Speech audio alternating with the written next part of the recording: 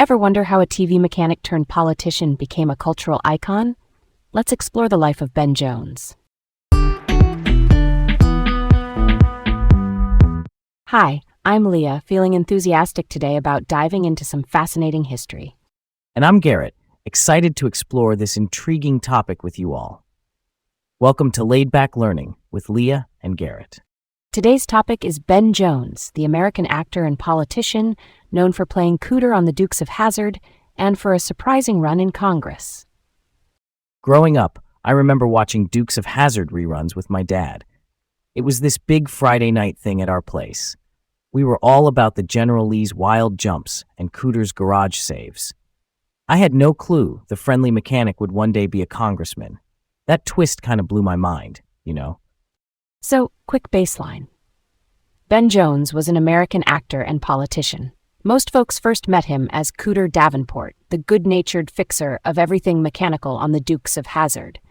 Think of him as that small-town helper archetype who stepped out of primetime and into public office, a real-life Andy Griffith vibe, but without pretending the road was easy. Yeah, totally. And the show was massive. When people mention Nielsen ratings, that just means the audience measurement for TV. In that late 70s to mid-80s window, Dukes was pulling something like 40 million weekly viewers. That is pre-streaming, pre-cable explosion, one-channel, must-watch TV. It made his face and the name Cooter practically household-level recognition. Let's set the scene for his early years. Ben Jones was born in 1941 in North Carolina. Then within weeks, his family moved to Portsmouth, Virginia. He grew up in what's called a railroad section house, which is basically a work housing set up near the tracks. No indoor plumbing or electricity at first. That is a rugged start that kind of explains his practical roll-up-your-sleeves style later on. His parents were both from railroad families, too. His dad, Hubert C. Buck Jones, worked as a railroad section foreman. His mom, Ela Virginia Stevens, was the daughter of a railroad section foreman. So his background was steeped in that world. He even worked on railroad jobs to help pay for school, blue-collar roots that stayed with him. After high school in 1959, he did those odd jobs and then went to East Carolina College in 1960, transferring to UNC Chapel Hill the next year. He got in on the strength of his writing, which is impressive. And then he finds acting through the Carolina Playmakers. That's a long-running UNC theater program. By 1962, he's doing summer stock, which is basically seasonal professional theater, and even performing in Unto These Hills, an outdoor drama in Cherokee, North Carolina. While he's building stagecraft, he's also deep in civil rights activism in the 1960s. Sit-ins were a form of nonviolent protest where people would peacefully occupy segregated spaces and refuse to leave. He was arrested during some of those actions, and he was attacked twice by the Ku Klux Klan, which, for anyone new to that name, is a white supremacist hate group with a violent history. That risk-taking kind of defined how he saw himself later on. Why do you think the railroad background and the civil rights commitment show up so clearly in his later choices? I think it grounded him. The railroad life teaches teamwork and grit. The civil rights work teaches courage and community. Put those together, and you get someone who sees public life as hands-on. Fix the engine, fix the town. It tracks with the way he played Cooter and later talked to voters. Now, the big middle act. By the mid-70s, he's showing up on film sets. Smokey and the Bandit in 1977, even if uncredited, puts him in that Southern car culture lane. He works with Guy Waldron's movie Moonrunners in 1975, which is the DNA for The Dukes of Hazzard. Then in 1978, the Dukes series starts filming basically in his Georgia backyard near Covington, and he gets cast as Cooter Davenport.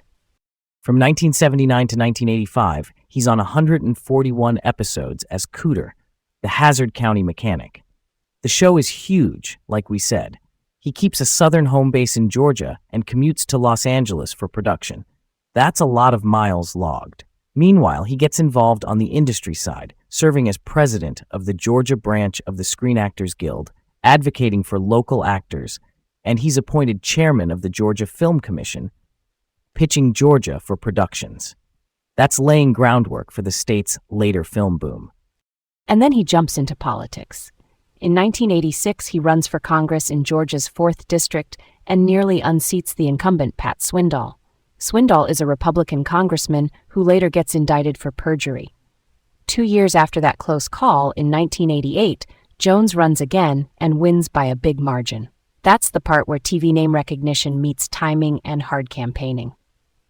He serves from January 1989 to January 1993. Committee-wise, he's on Veterans Affairs and Public Works and Transportation, which means veterans' benefits and big infrastructure stuff like roads and bridges. Very nuts and bolts policy. He also identified as a yellow dog Democrat at the time, a Southern phrase for someone extremely loyal to the Democratic Party, historically speaking. I like how his committee assignments mirrored his hands-on persona. Veterans need practical services, and Public Works is very real-world. It fits the guy who could swap a carburetor in the morning and shake hands at a county fair by afternoon. Then comes the harder chapter.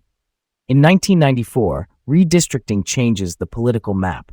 Redistricting is when district lines are redrawn, usually after a census, and it can totally flip the odds for a candidate. Jones ends up running against Newt Gingrich. Gingrich, for context, was a leading Republican congressman who became Speaker of the House and a key architect of the Republican Revolution in the mid-90s. Jones loses that race, but he files ethics charges against Gingrich during the campaign. The allegation was that Gingrich used tax-exempt groups for political purposes. That complaint had legs. Gingrich was later formally reprimanded by the House and ordered to reimburse $300,000 for investigation costs. So even in defeat, Jones left a mark on accountability. After Congress, he returns to acting and gets involved in prestige projects.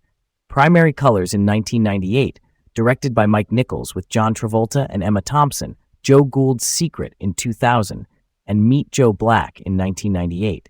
He also pops back into the Duke's world with the reunion films in 1997 and 2000. It's like he straddled both identities, public servant and performer. Then he leans hard into fan culture and entrepreneurship with his wife, Alma Viedor. In 1999, they opened Cooters, a Dukes of Hazzard museum and theme store, starting in Sperryville, Virginia, and later in Luray, plus Tennessee spots like Pigeon Forge and Nashville. It becomes a real hub.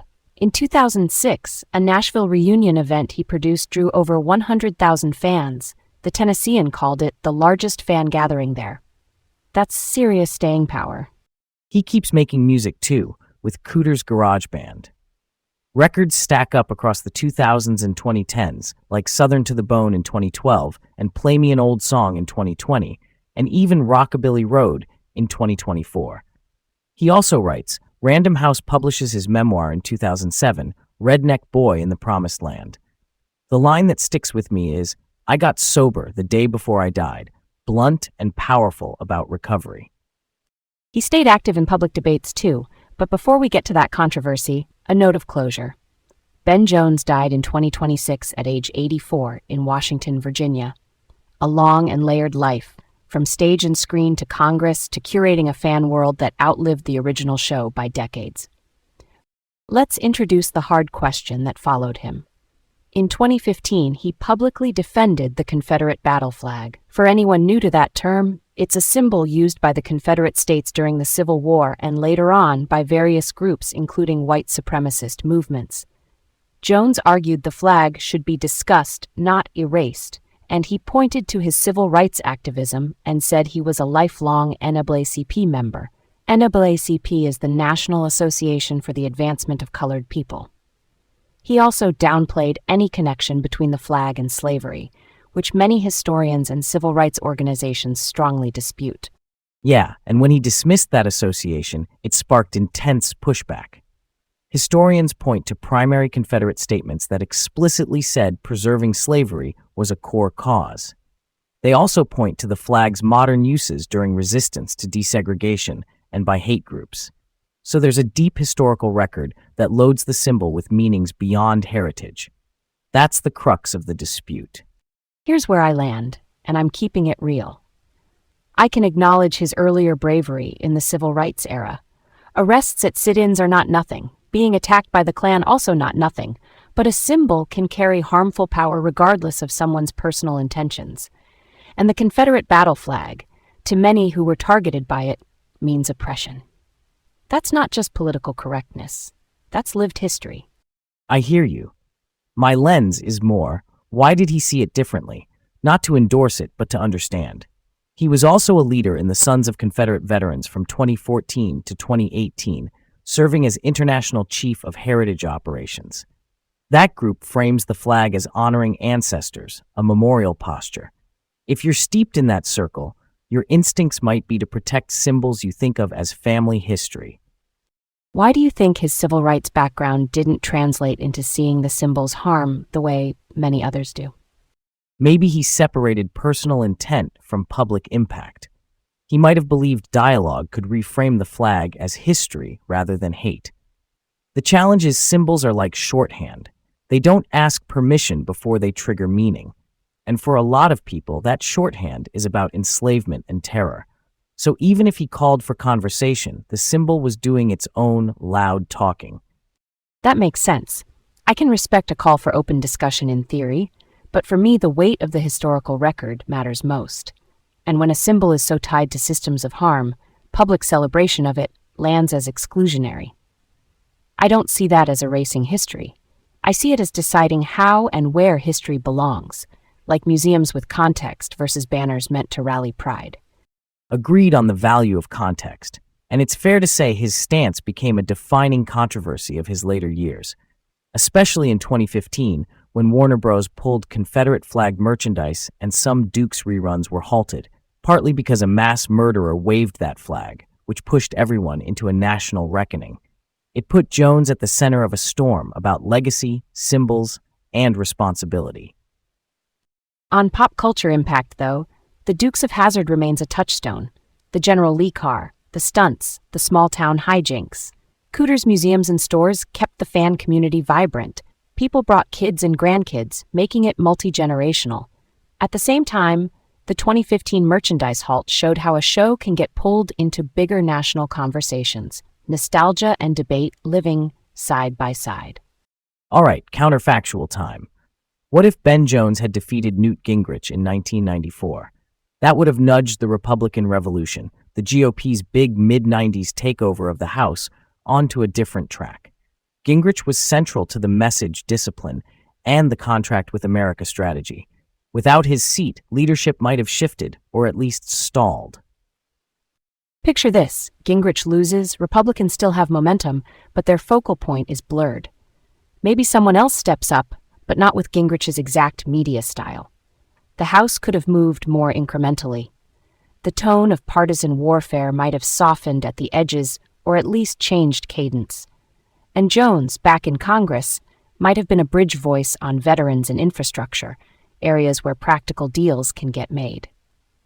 Yeah, and Jones's Southern familiarity, that folksy but firm vibe, could have played as a counterweight on TV. Not gonna lie, I can imagine him chairing a subcommittee hearing with mechanic energy. Let's get this engine running right. Maybe you get a slightly different media narrative around Congress, less combative sound bites and more. Here's what got fixed this week. And downstream, if the revolution unfolds differently, the 1990s political story might read with fewer exclamation points. Some policy sequences shift, maybe different timelines on reforms and investigations. It wouldn't erase partisanship, for sure, but changing a central character at that moment absolutely nudges the plot. Stay curious, everyone. And keep exploring the unexpected. Thanks for tuning in to Laid Back Learning with Leah and Garrett.